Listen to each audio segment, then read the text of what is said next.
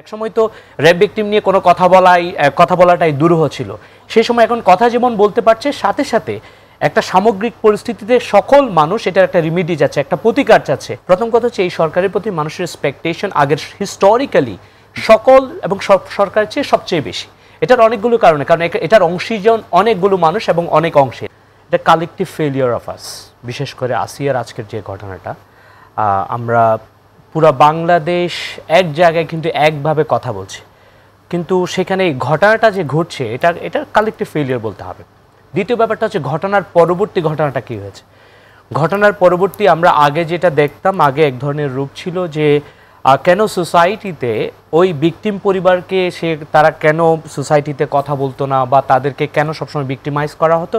এটা একটা কারণ ছিল যে সোসাইটিতে এমন কোনো পাটাতন ছিল না যে পাটাতনে একজন ভিকটিম পরিবার এসে সমাজে কিংবা রাষ্ট্রে অথবা এই যে আইনশৃঙ্খলা পরিস্থিতি যারা নীতি নির্ধারক আছেন অথবা এটা সংশ্লিষ্ট ব্যক্তিদের সাথে যে কথা বলবে, এই ধরনের কোনো চ্যানেল আসলে সোসাইটিতে সে অর্থে বিদ্যমান ছিল না।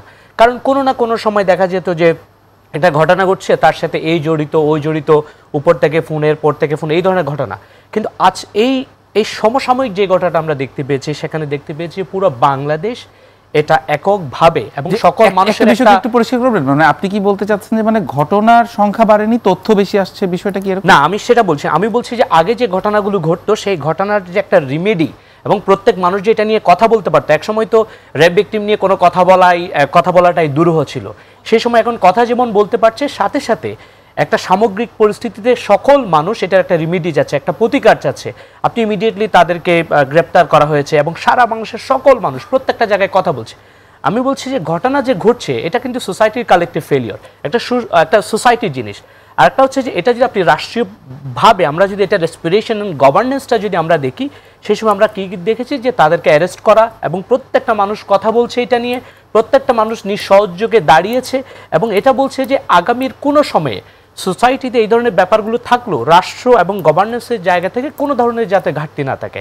তো আমরা সেই সদিচ্ছার বহিঃপ্রকাশগুলো আমরা সকল অংশে দেখতে পেয়েছি। আমরা আরেকটা জিনিস বলি যে এই সময়ে আসলে বাংলাদেশ কী হতে পারতো, কী হয়েছে, এবং বাংলাদেশের অসংখ্য একটা ভঙ্গুর পরিস্থিতির মধ্য দিয়ে এই জায়গায় আসলে এই সরকারটা আসছে। অনেকগুলো জায়গায়, অনেক ইনস্টিটিউশনাল জায়গা থেকে, যেখানে রাইট কোনো ইনস্টিটিউশন ঠিকঠাক কোনো ফাংশন করে নেই।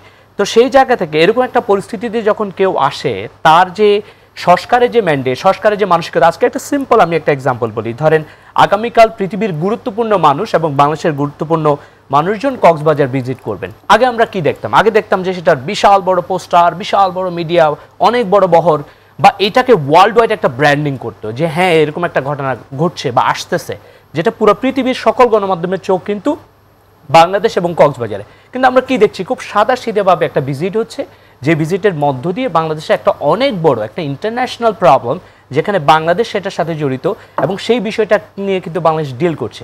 তো সেই জায়গা থেকে আগে কাজ করতে কম, বলতো বেশি, ঠিক আছে, এখন কাজটাই করছে বেশি, হয়তো এই জায়গাগুলো ওইভাবে দেখা যাচ্ছে। সুযোগদিন, একটা বিষয় সম্প্রতি আপনি নিশ্চয়ই আমার সাথে একমত হবেন যে আইন শৃঙ্খলা পরিস্থিতি নিয়ে আপনারাও অনেক সমালোচনা করছেন, সবাই আসলে দেখছে আইন শৃঙ্খলা পরিস্থিতি বিভিন্ন বিষয় নিয়ে।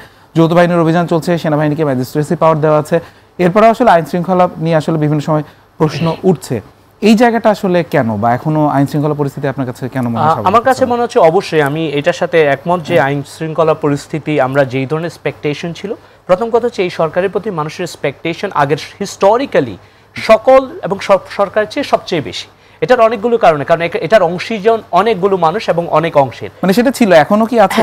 আমার কাছে মনে হয় যে এখনো প্রত্যেকটা মানুষ এই প্রত্যাশাটা করছে বলে মানুষ প্রশ্নটা করছে, আর না হলে লেট ইট গো এরকম করে চালিয়ে দিত।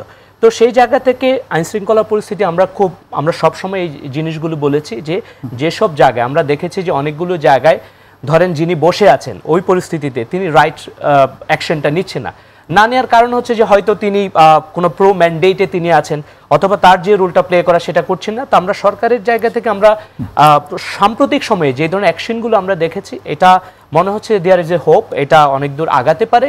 দ্বিতীয় যে ব্যাপারটা বলছেন যে ইফতারের জায়গাটা, ইফতার তো এই সময় রমজান মাসে সেটা সকল কার্যক্রমের সাথে ইফতার জড়িত। আমরা সাধারণত আমরা যেটা দেখতে চাই যে এই মুহূর্তে তো আপনি ইফতার রোজা রেখে তো ইফতার না করে পারেন না না। কিন্তু মানে সবাই প্রশ্ন যেটা তুলছে যে মানে দায় মানে বৈষম্যহীনতার কথা বলে বা দায় দরদের কথা বলে 5 তারকা হোটেলে কেন এরকম প্রশ্ন অনেকে তুলছে। প্রথম কথা হচ্ছে দেখেন এটা শুধুমাত্র জাতীয় নাগরিক পার্টি যে 5 তারকা হোটেলে ইফতারটা করেছে এরকম না। এই মানুষের সকল প্রশ্ন খুবই প্রশংসনীয়। আমরা চাই আগামী সময়ে আমাদেরকে চুলচেরা প্রশ্ন করুক, প্রত্যেকটা প্রশ্ন দিতে আমরা প্রস্তুত এবং আগামী দিনে অ্যাকাউন্টেবিলিটি আমরা নিশ্চিত করতে চাই। দ্বিতীয় ব্যাপারটা হচ্ছে যে আপনি যখন বাংলাদেশের আসলে বিদ্যমান পরিস্থিতি কেমন, কোন ধরনের রাজনীতিবিদরা সেখানে আছেন, একজন ডিপ্লোম্যাটকে যদি আপনি ইনভাইট করেন সে আসলে কোথায় গিয়ে ইফতারটা করতে চায়। আর এই ইফতারটা নিয়ে আমরা ইতিমধ্যে অনেকগুলো জবাব দিয়েছি এবং সব জায়গায়, এবং এটা নিয়ে আমরা বলতে চাই যে আমাদের নির্দিষ্ট অ্যাকাউন্টেবিলিটি আছে, ট্রান্সপারেন্সি আছে। যে ধরনের পরিস্থিতি এই ইফতারটা দরকার ছিল শুধু সেটার জন্য করা। এটা এমন না যে এটাই একমাত্র ইফতার আমরা করছি, আমাদের প্রতিদিন প্রত্যেকটা ইউনিট ইফতার হচ্ছে। ধন্যবাদ।